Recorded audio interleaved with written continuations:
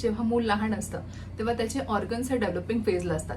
मुलांची हाईट वाढत असते, मुलांची साईज वाढत असते, प्रत्येक अवयवाचा आकार वाढत असतो.